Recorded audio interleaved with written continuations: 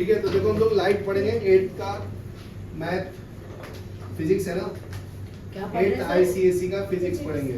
Light light light है नहीं है आगे है इन लोग पर तो उन लोगों को टेस्ट में भी पढ़ा देता हूँ, फिर तुम लोग को भी बता दूँ। तो लाइट क्या होता है? फॉर्म ऑफ एनर्जी होता है। लाइट में क्या होता है? Energy. Light is a, light energy को क्या बोलते हैं? It is a form of energy. Form of, sir but हमारे एग्जाम में नहीं आ रहा लाइट। ठीक है ना भाई, बताया फिर भी नहीं समझते। ठीक है, तो जो लाइट है ना, ये वैक्यूम में भी ट्रेवल करता है। तो इसका स्पीड कितना होता है? 3 × 10⁸ मीटर पर सेकेंड। सी को बोलते हैं speed of light. Speed of light, तो ये कांस्टेंट वैल्यू है, वैक्यूम में भी लाइट ट्रेवल करती मैंने है। सुना कुछ तो ठीक है। 10⁻³ मीटर पर सेकंड। तो हम लोग को यहाँ पे पढ़ना है रिफ्रैक्शन ऑफ लाइट। रिफ्रैक्शन, तो रिफ्रैक्शन कब होता है? जब एक मीडियम से दूसरे मीडियम में कोई लाइट जाता है, तो रिफ्रैक्शन ऑफ लाइट। तो रिफ्रैक्शन कब होता है? मान लीजिए ग्लास है, ग्लास ऊपर वाला एयर है, अगर लाइट इंसिडेंट होगा एंगल आई से, तो ये बेंड्स टुवर्ड्स द नॉर्मल होगा, that is refracted ray. R को क्या बोलेंगे? रिफ्रैक्टेड रे। आई को क्या बोलेंगे? Incident ray. ठीक है, यहाँ तक क्लियर है? देखो ये आपका डेंसर मीडियम है ग्लास, डेंसर मीडियम। और एयर क्या है? Rare medium. आई क्या है? Incident ray. ठीक है, यहाँ तक क्लियर है? उसी तरह से अगर उल्टा होगा, अगर लाइट डेंसर मीडियम से रेयर मीडियम में जाएगा, bends away from the normal होगा, दूर जाएगा। यहाँ पे जो एंगल आई है उसकी वैल्यू ज्यादा है एंगल आर से, समझा? और यहाँ पे क्या रहेगा? एंगल आई ज्यादा है ना, ये इंसिडेंट है, ये आर, तो आर जो है एंगल आर वो आई से बड़ा है यहाँ पे, समझा? क्यों? क्योंकि ये डेंसर मीडियम से रेयर मीडियम में जा रहा है। डेंसर मीडियम, ये ऊपर वाला क्या है? Rare medium. ठीक है, यहाँ तक क्लियर है क्या? ठीक है, तो ये आपका लाइट हो गया। और हमेशा लाइट स्ट्रेट लाइन में ट्रेवल करता है, तो ये लिखना है तो लिख लो, light travel in straight line, जब तक उसमें कोई मीडियम नहीं आ जाए। तो light travel in a straight line.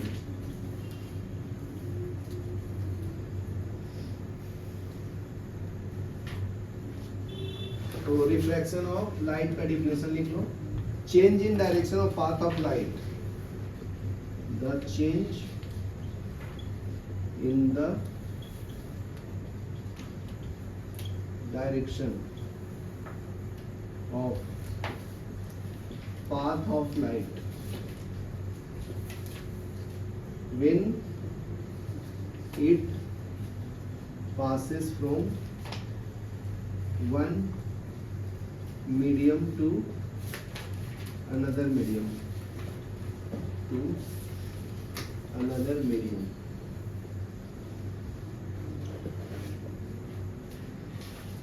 is called refraction of light.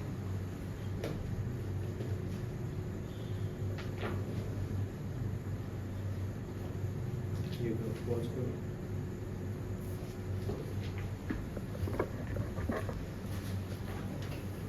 ठीक है, तो देखो भी ऑब्जर्वेशन, तो मैं रेयर से डेंसर, डेंसर से रेयर मीडियम बता दिया।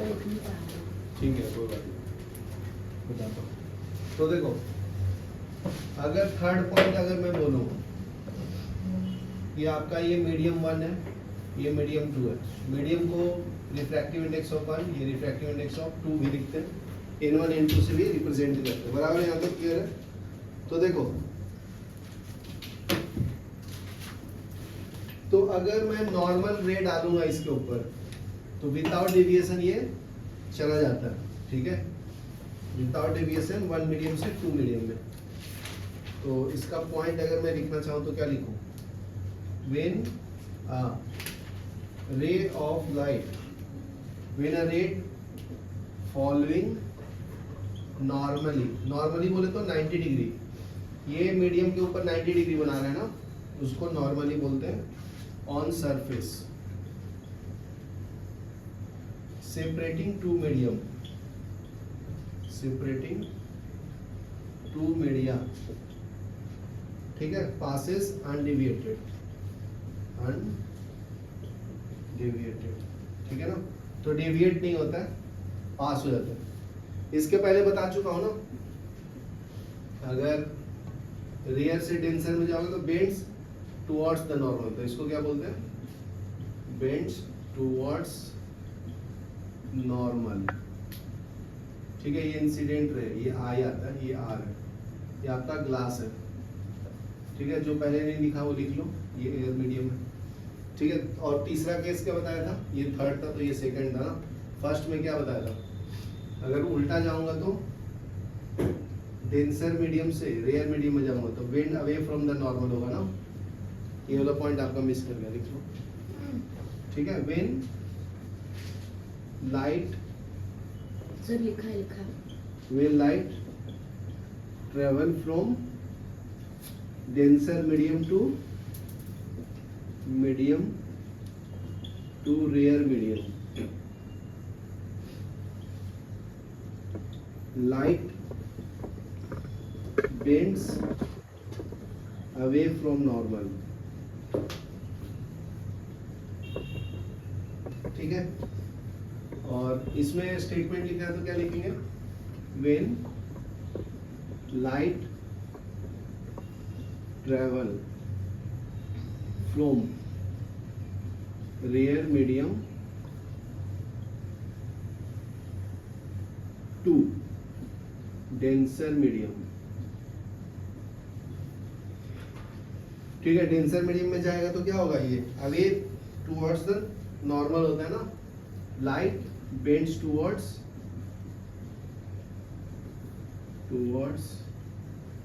नॉर्मल, ठीक है। तो शॉर्ट फॉर्म में कैसे याद रखोगे, एयर से क्लास में जाएंगे तो ये पास हो जाएगा, मतलब एंगल आई का वैल्यू ज्यादा है एंगल आर से, और इसमें एंगल आर का वैल्यू ज्यादा है एंगल आई से, समझा, ये वैल्यू ज्यादा है, ये मान लीजिए 60 डिग्री है तो ये आपका 45 आ रहा है, तो ये ज्यादा हो गया ना। इसमें मान लो ये आपका था 45 तो अभी 60 आ गया, तो ये वैल्यू ज्यादा है ना, 60 इज ग्रेटर देन 45, समझा। तो अभी हम लोग को ये पढ़ना, डिफिनेशन पढ़ना है छोटे छोटे, जैसे इंसिडेंट रे का, रिफ्लेक्टेड रे का, तो डिफिनेशन पढ़ेंगे 1 बाय 1। तो फर्स्ट लिख लो इंसिडेंट रे का डिफिनेशन, तुम्हारे बुक में क्या दिया है, ray of light falling on the surface separating two media is called incident ray. तो इसका डिफिनेशन लिखो, the ray of light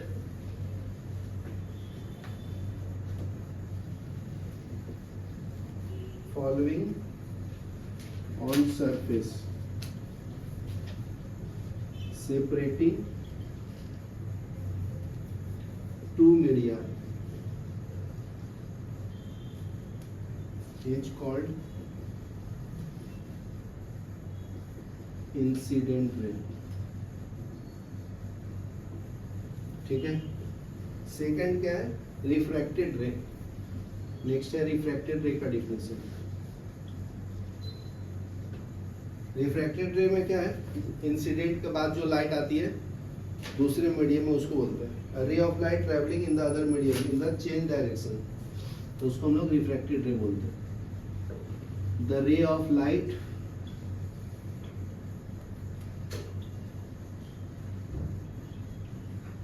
travelling in other medium in change direction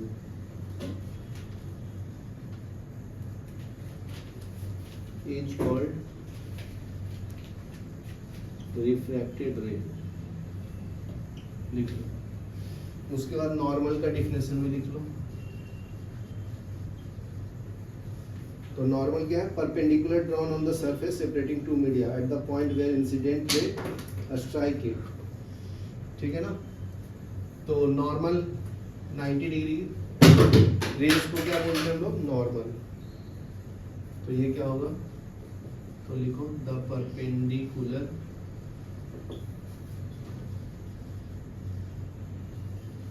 drawn on surface separating two media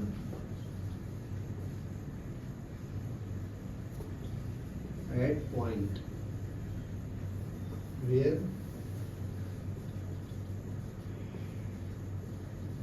incident ray strike its, that is at point of incident is called normal, ठीक है। Pause करो। तो ये देखना अभी आगे का angle of incident. तो एंगल ऑफ इंसिडेंट का डिफिनेशन क्या है, एंगल ऑफ इंसिडेंस, जिसको हम लोग एंगल आई लिखते हैं, ठीक है। तो angle between incident ray and normal is called angle of incident. The angle between incident ray and normal is called angle of incidence, ठीक है। इसको आई से रिप्रेजेंट करते हैं। पॉज करो। इंसिडेंट, ध्यान से सुनो फिर लिखना। एंगल ऑफ इंसिडेंट क्या होता है, ये आपका एयर मीडियम है, ठीक है ना, और इसको ग्लास बना देता हूँ मैं। तो ये आपका ग्लास है, डेंसर मीडियम, डेंसर मीडियम। ये पॉइंट समझ जाओगे तो पूरा चैप्टर समझ जाओगे। तो रेयर मीडियम, तो रेयर मीडियम में क्या है, पार्टिकल्स दूर दूर होता है ना, पार्टिकल्स दूर दूर होंगे। ग्लास में क्या होगा, टाइटली बॉन्डेड होगा ना, समझा। तो अगर एक मैं नॉर्मल ड्रॉ करता हूँ, इस रे को क्या बोलते हैं, नॉर्मल रे, ठीक है। इसके ऊपर जो रे इंसिडेंट हुआ इस सरफेस पे, सरफेस पे, तो ये आपका एंगल ऑफ आई हो गया, ठीक है ना। इंसिडेंट रे, आई को क्या बोलते हैं, एंगल ऑफ इंसिडेंस, ठीक है। और इस रे को क्या बोलते हैं, इंसिडेंट रे, इंसिडेंट रे। तो इंसिडेंट रे का अगर डिफिनेशन पूछेगा तो क्या बताओगे इसका, तो रे which is eight the point of the surface with the normal ना, और एंगल बनाएगा तो क्या होगा, angle formed between incident ray and normal is called incident angle या एंगल ऑफ इंसिडेंट, समझा, ठीक है। तो यहाँ से रेयर मीडियम से डेंसर में जाएगा, तो इसको जाना तो ऐसे चाहिए था ना, लेकिन ठीक है, लेकिन ये क्या करता है, बेंड हो जाता है ऐसे, थोड़ा एंगल कम बनाता है। ये मान लीजिए 60 डिग्री था, तो ये कम हो गया 45, तो इसको आर बोलते हैं।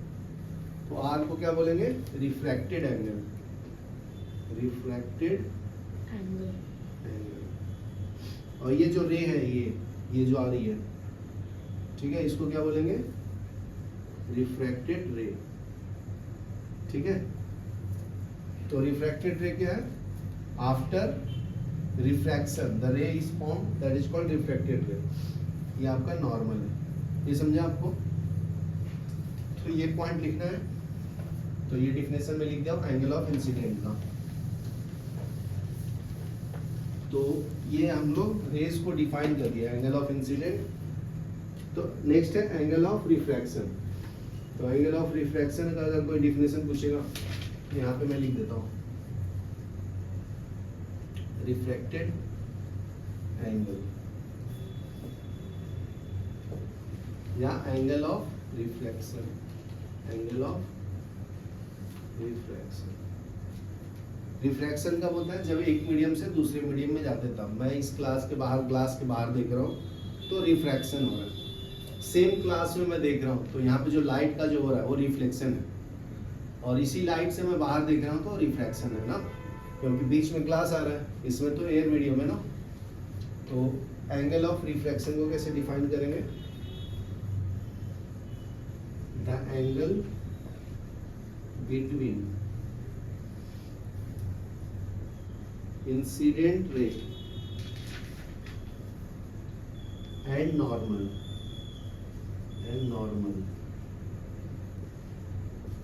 is called angle of refraction। ठीक है, इसको R से रिप्रेजेंट करते हैं, समझा? तो उसके बाद आता है law of refraction.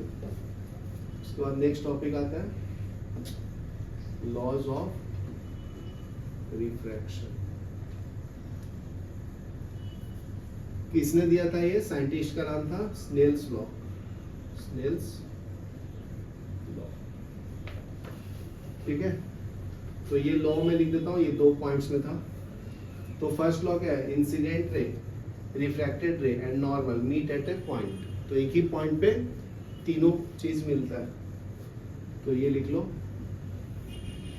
The incident ray normal at the point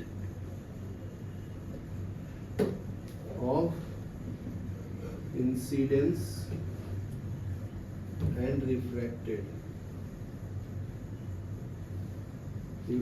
ray all lie in the same plane। ठीक है, या सेम पॉइंट भी बोल सकते हैं। दूसरा क्या है? Angle of incident is equal divided by angle of refraction.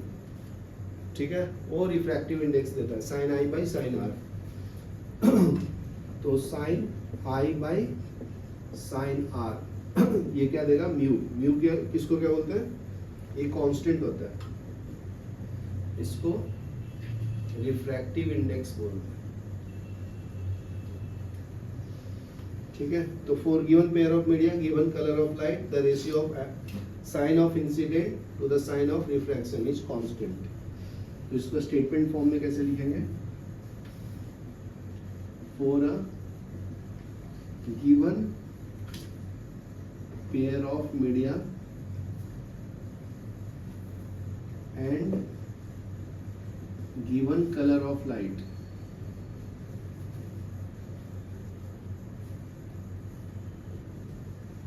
the ratio of sine of angle of incidence I to sine of angle of refraction R is constant। तो ये लिख लो, इसको हम लोग रिफ्रैक्टिव इंडेक्स भी बोलते हैं। तो ये 2 लॉ है, ये एग्जाम में आएगा टेस्ट में। ठीक है, लिख लो।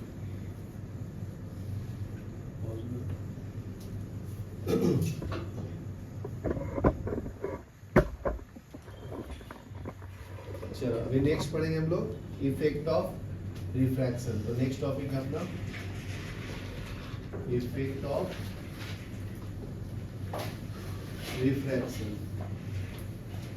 ठीक है, तो फर्स्ट है देखो, depth of water in a vessel.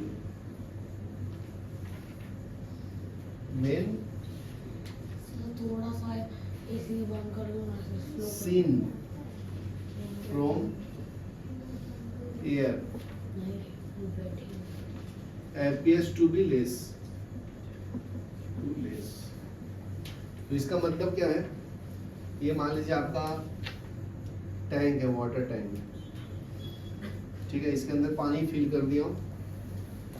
तो यहाँ पे एक ऑब्जेक्ट है, ठीक है, तो यहाँ से अगर आप नॉर्मली देखोगे तो ये तो पूरा डेप्थ दिखेगा, ठीक है। अगर कोई बंदा यहाँ से देख रहा है अपनी आंखों से, ठीक है, तो इसका ये आपका नॉर्मल हो गया, ठीक है। तो यहाँ से देख रहा, तो यहाँ से जो रे जाएगा रे, तो ये आपका डेंसर मीडियम हो गया ना, डेंसर। तो डेंसर से क्या होगा, डेंसर से जब रेयर में जाते हैं पिलसान तो क्या मिलता है, अवे होता है, गुड। तो ये ऐसे जाना चाहिए था, ऐसे, लेकिन ऐसे नहीं जाएगा, ये लाइट तुम्हें ऐसे दिखेगा ना, ठीक है। तो इसको अगर तुम मिलाओगे नहीं लगेगा, ठीक है ना, तो दिखाने के लिए बताया। तो इसको अगर एक्सटेंड करोगे, इस रे ऐसे गया ना, तो इसको अगर वापस रिट्रेस करोगे तो ये ऑब्जेक्ट तुम्हें यहाँ पे दिखेगा ना, ठीक है। तो रियल डेप्थ तो इसका ये है, लेकिन एक्चुअल में तुम्हें यहाँ पे दिखेगा, इसको एपरेंट डेप्थ बोलते हैं। सर मैं आपका ड्राइंग कुछ नहीं बोल रहा, मैं वही बोल रहा था कि वो थोड़ा ऊपर लगेगा क्योंकि वो हाँ। डेंसर भी एरिया में इसीलिए। हाँ गुड। तो ये क्यों हो रहा है, रिफ्रैक्शन ऑफ लाइट के कारण। क्यों हो रहा है, रिफ्रैक्शन ऑफ लाइट के कारण, क्योंकि दो मीडिया है ना, इसलिए। तो पानी में कोई सिक्का फेंकोगे तो देखो ऊपर दिखता है ना, तो सिक्का, क्योंकि रिफ्रैक्शन ऑफ लाइट होता है। यहाँ पे लाइट का एंगल ज्यादा हो जाता है ना, ये आपका इंसिडेंट रे ले लेता हूँ, तो ये आपका रिफ्रैक्टेड रे ज्यादा है ना, इसलिए, समझा। तो ये प्रूफ नहीं करना, 10th में प्रूफ करना, तो अभी के लिए कहीं रखता हूँ। तो आगे देखो, नेक्स्ट क्या है, रिफ्रैक्शन का एग्जाम्पल है, जब तुम ये होता है कब, अर्ली सनराइज और लेट सन सेट के टाइम, तो उस टाइम रिफ्रैक्शन ऑफ लाइट होता है। Early sunrise and early sunset, ठीक है। तो हाँ, लेट सनसेट, लेट बोला ना मैं, बराबर, ठीक है। तो देखो यहाँ पे इसमें भी रिफ्रैक्शन ऑफ लाइट होगा, क्योंकि बहुत सारे मीडियम से पास होता है ना लाइट अपना आंखों पे, तो ये आपका अर्थ है, यहाँ पे कविस है खड़ा, तो ये आपका ऑब्जर्वर है ना, कविस, ठीक है। तो एक्चुअल सन यहाँ पे है, लेकिन इसको रिफ्रैक्शन ऑफ लाइट के कारण कैसे दिख रहा है, इसको, ये हॉरिजन है इसका, हॉरिजॉन्टल लाइन, ठीक है। तो इसके अकॉर्डिंग सर्कुलर पाथ ऐसा होगा ना, तो ये लाइट ऐसे जा रही है, इसको ऐसे दिख रहा है, ठीक है। तो एपरेंटली इसको यहाँ पे दिख रहा है ना, ऊपर दिखता है, तो ये रियल हाइट हो गया, या एक्चुअल पोजीशन ऑफ सन हो गया, एक्चुअल पोजीशन ऑफ सन। लेकिन रिफ्रैक्शन ऑफ लाइट के कारण क्या होगा, इसको अपीयरेंट देखेगा, ऊपर दिखेगा ना, अपीयरेंट पोजीशन ऑफ सन, ठीक है। तो ऐसे क्यों होता है, रिफ्रैक्शन ऑफ लाइट के कारण।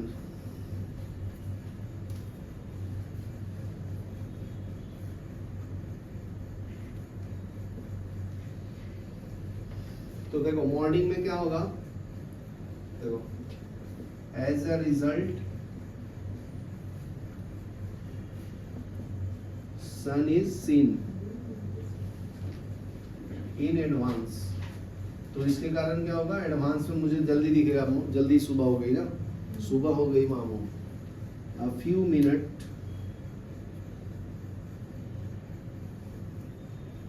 Before it rise, before it rise, ठीक है, above the horizon in morning। तो ये स्टेटमेंट लिख लेना। और यहाँ पे क्या है, लेट सनसेट दिखेगा तुम्हें, ठीक है। तो ये भी रिफ्रैक्शन ऑफ लाइट के कारण होता है। तो similarly in evening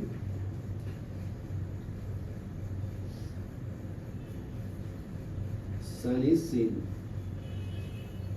delay by 3 to 4 minutes longer above origin after sunset. सन डूब जाता है फिर भी हमको दिखता है ना, रिफ्रैक्शन ऑफ लाइट के कारण। चलो ये करो।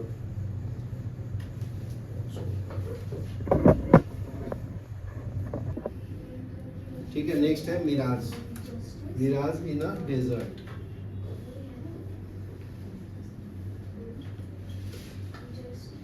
Miraj in a desert.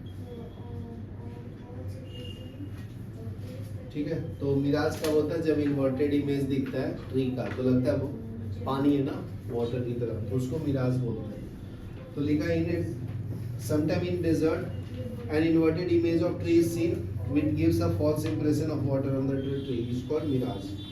The cause of mirage is the refraction of light in desert. Sand become very hot during daytime and it rapids hit the layer of air in contact with it. Therefore, layer of air near the ground are warmer than the upper layer. In other words, successive upper layer are denser than this below one. ठीक है, तो इसके कारण Miraj form होता है क्योंकि refraction of light होता है ना, इसलिए। तो यहाँ पे बना दिया है। ऐसा कोई है आपका ऑब्जेक्ट, एक कवि से, यहाँ पे पेड़ है, ठीक है। तो ये इन्वर्टेड इसका इमेज फॉर्म हो रहा है ट्री का, बराबर ना। तो क्या बोलता है, गर्म हवा जो होती है ना ऊपर उठ जाती है फटाफट, नीचे में क्या होगा कोल्ड, और ऊपर में क्या होगा वार्मर। वहाँ गर्म हवा ऊपर उठ जाती है ना फटाफट, तो यहाँ पे रिफ्रैक्शन ऑफ लाइट हो रहा है। तो ये वार्मर है जो एयर मीडियम है, और ये क्या डेंसर मीडियम है ना, तो इसके कारण मिराज फॉर्म होता है। समझा क्या नाम है? देखो इसमें और क्या बोल सकते हैं कि अगर बहुत गर्मी ज्यादा होगा तो ये उल्टा भी हो जाएगा ना, तो यहाँ पे वार्म हो जाएगा, ठीक है। तो इसको कन्वर्ट कर लो, तो ये आपका हो जाएगा वार्म बोले तो rare medium, warmer type summer में, और ये चेंज करके क्या बोलेंगे इसको डेंसर मीडियम। डेंसर मीडियम, तो लाइट अगर डेंसर से जाती है रेयर में तो क्या होता है बताओ? डेंसर से रेयर में जाएंगे तो अवे जाएगा ना, तो इसके कारण हम लोग को मिराज फॉर्म होता है। तो ये अपने को इतना लिखना नहीं है, बस समझ लो। When a ray of light from sun after reflection from the top of the tree travel from denser to rare medium, it bend away from the normal. ठीक है, तो यहाँ पर सनलाइट है, तो यहाँ से रेज जाएगी तो ये अवे जाएगा ना, तो ये बोल रहा है, ये वाला कंसेप्ट लग रहा है इसमें, ठीक है। तो as a result refraction at the surface of separation of two successive each time angle of refraction increases and angle of incident goes on denser medium to rare medium also increases till the stage that reach to the 90 degree. तो एक ऐसा point आता है ना जब 90 degree form होता है, ठीक है। ये सन से जो रेज आ रही है यहाँ पे, तो ये एंगल आई है, तो ये रिफ्रैक्टेड रे ज़्यादा वैल्यू बढ़ा हो गया ना इसका, क्योंकि ऊपर वाला डेंसर मीडियम है, नीचे वाला क्या है रेयर मीडियम, तो एंगल आई का वैल्यू, आर का वैल्यू ज़्यादा है आई से, ठीक है। तो एक पॉइंट आएगा जब इंसिडेंट का वैल्यू 90 डिग्री हो जाएगा, ठीक है, चेंज करके। तो increase in angle of incident light of light traveling from denser to rare, it is not refracted but it suffers reflection. तो जब ऐसा एंगल हो जाएगा, कब? इसके एंगल के थ्रू जाएगा एंगल, ठीक है। तो ये सरफेस से पार हो जाएगा ना, ऐसे समझा ना। तो ये क्या शो करेगा? रिफ्लेक्शन शो करेगा बाद में, फिर जब angle incident equal to 90 degree हो जाएगा, समझा। तो 90 डिग्री के बाद ये रिफ्लेक्शन दिखाएगा। On reaching the eye of the observer, inverted image of the tree is seen. तो जब ये 90 डिग्री दिखता है तो हम लोग को इन्वर्टेड इमेज दिखेगा ट्री का। तो लगता है ना बहुत दूर बारिश है, पानी है वहाँ पे, जाते तो कुछ नहीं होता है ना। तो ये रिफ्लेक्शन ऑफ लाइट के कारण होता है, इसी को हम लोग मिराज बोलते हैं। नेक्स्ट कंसेप्ट क्या है रिफ्रैक्शन का? नेक्स्ट है रिफ्रैक्शन। अगर इसमें लिखना है तुम्हें पॉइंट्स तो बहुत डिटेल में लिखना पड़ेगा, इतना पूछेगा नहीं, ठीक है। तो नेक्स्ट देखो, रिफ्रैक्शन ऑफ लाइट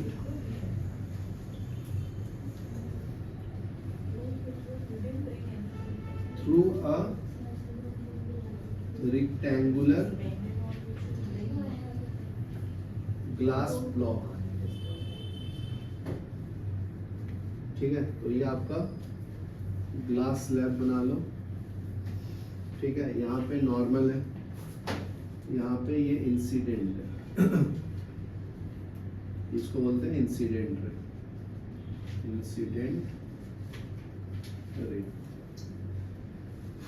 तो ये आपका रियल मीडियम है, एयर है, ये डेंसर मीडियम है। तो रियल से डेंसर में जाते हैं तो क्या होता है, बेंड्स टुवर्ड्स द नॉर्मल होता है ना। तो ये ऐसे बेंड हो जाएगा, बराबर ना कभी से। तो ये एंगल आई है, ये एंगल आर है, फिर से बाहर निकलेगा तो अवे जाएगा ना, ठीक है। तो ये पॉइंट याद रखना। तो इसका अगर मैं नाम नोट कर दूं तो ये आपका ए पॉइंट है, ये एनएम है, नाम दिया नॉर्मल का। तो यहाँ पे नाम दिया नॉर्मल का N1 M1, ठीक है। इसको पास होना चाहिए था ऐसा एक्चुअल में ना, और इसमें एक्चुअली में कैसे पास होना चाहिए था ऐसे। यहाँ तक क्लियर है? तो ये दोनों के बीच का डिस्टेंस है जो आपका चेंज दिखाता है रिफ्रैक्टेड रे में। इस रे का नाम क्या है, रिफ्रैक्टेड रे। ये साथ में तुम लोग भी डायग्राम बनाओ, रिफ्लेक्टेड, ठीक है। ये जो बाहर चेंज होकर एंगल आया उसको बोलते हैं इमर्जेंट रे। कौन सा, ये वाला, ये अवे गया है ना, तो ये वाला लाइन को बोलते हैं, इस लाइन का इमर्जेंट। समझा? तो ये लिख लो, कर दूं? ये दोनों पैरेलल है ना, ये दोनों रे क्या होना चाहिए, पैरेलल, पैरेलल। चलो लिख लो उसको, ठीक है। तो देखो लास्ट पॉइंट देख लो प्रिज्म के बारे में, ठीक है। तो प्रिज्म के बारे में पॉइंट्स पहले बताता हूँ। तो prism is a transparent medium bounded by 5 plane surface. Prism is a transparent medium bounded by 5 plane surface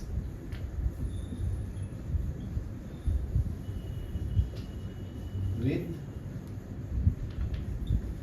triangular cross section, ठीक है। तो एक्सप्लेन कर देता हूँ डायग्राम पहले। ये आपका ट्रायंगल बना लिया, ठीक है।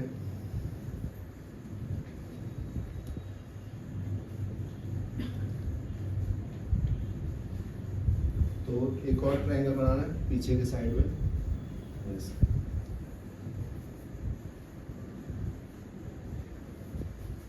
ज्वाइन कर दो।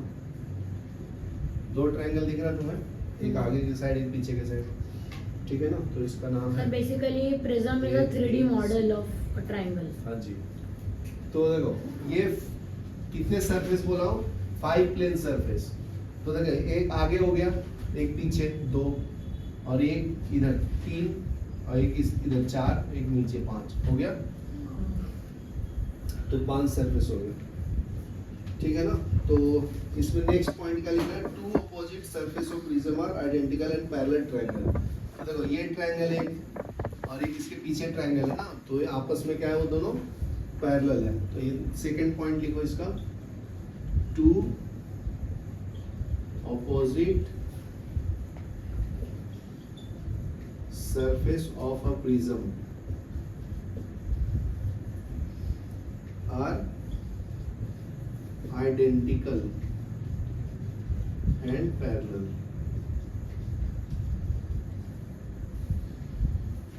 Parallel triangles. ठीक है, तो ये पहले बता दिया। फिर देखो all other sides are rectangle। तो देखो ऐसा rectangle बन रहा है, ये देखो ये rectangle बन रहा है ना, तो देखो एक rectangle, फिर ये इधर भी बनेगा दो, और एक नीचे वाला, तीन rectangle बनेगा ना। तो while other three surfaces are rectangle, second point है other three surfaces are rectangular, ठीक है, and inclined each other।